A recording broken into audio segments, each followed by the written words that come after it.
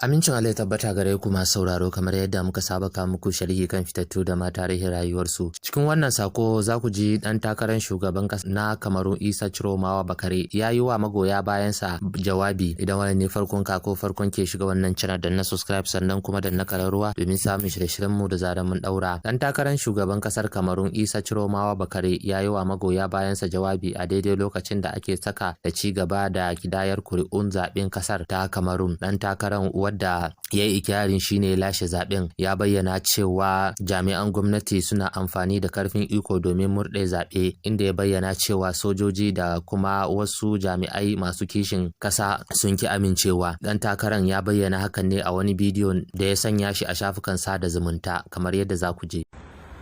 Assalamu alaikum warahmatullahi wabarakatuh. Ya ku mutanen zaure, na yi muku sallama kuma na yi muku fatan alheri. Alhamdulillah, jiya na zo muku da jawabi mara daɗi akan abin da ya kasance kan zaɓenmu.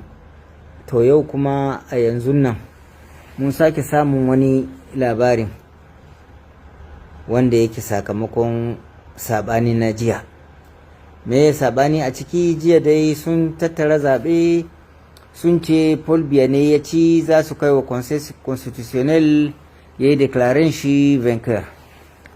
To yau kuma aka wayi gari daga cikin jama'anmu masu hankali, sojoji da sauransu, suka ce ba za mu amince ba domin kuna ɓata mana darajan ƙasa.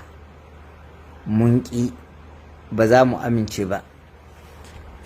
To masu sauraro, ka kuma ta ku danna subscribe sannan kuma danna kararruwa domin samun shirye-shiryen mu da zaran mun daura.